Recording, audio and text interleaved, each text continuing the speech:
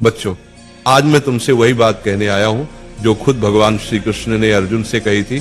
उठो, जागो और तब तक मत रुको जब तक लक्ष्य की प्राप्ति न हो जाए।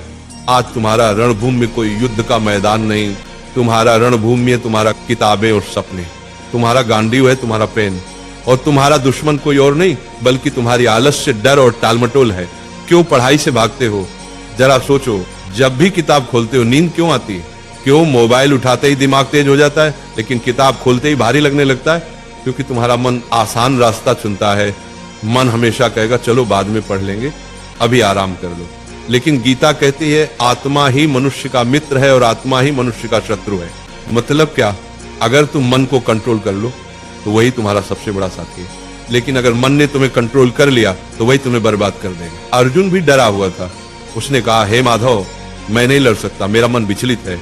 श्री कृष्ण ने कहा, हे पार्थ, उठो, तुम्हारा कर्तव्य युद्ध करना है और युद्ध से भागना अधर्म है। अब सोचो, अर्जुन को कुरुक्षेत्र का युद्ध जीतना था और तुम्हें अपनी पढ़ाई का युद्ध जीतना है। अर्जुन अगर मैदान से भागता तो इतिहास उसे कायर के रूप में याद करता। अगर तुम पढ़ाई से भागते हो तो आने वाली पीढ़ियां तुम्हें हारने वाले के रूप में जानेंगी।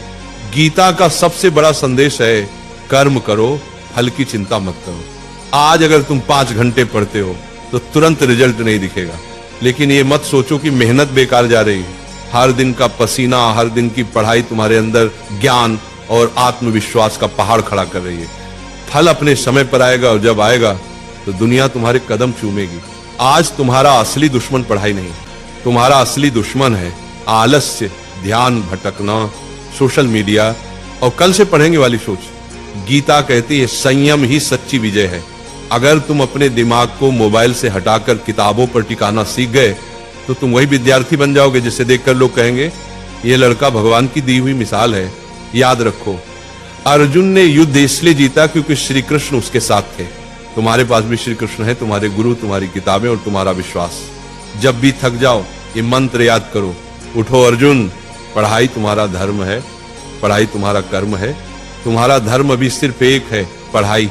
बाकी सब इंतजार कर सकता है लेकिन समय नहीं। वक्त निकल गया तो कोई गुरु तुम्हें नहीं बचा पाएगा। अर्जुन ने मैदान में खड़े होकर कहा था, हे माधव, अब मैं तैयार हूं, अब मैं अपने धर्म का पालन करूंगा। आज तुम भी वही कहो, हे प्रभु, अब मैं आलस्य से लड़ूंगा, अब मैं किताबों को अपना धर्म मानूंगा।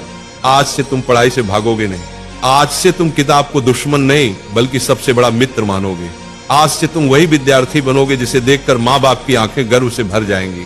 याद रखना, पढ़ाई ही तुम्हारा युद्ध है, मेहनत ही तुम्हारी गीता है और सफलता ही तुम्हारी विजयश्री है। और एक बात नाम जाप किया करो, राधा राधा। 24 घंटा में सिर्फ मुझे 24 मिनट देकर देखो, फिर तुम कहना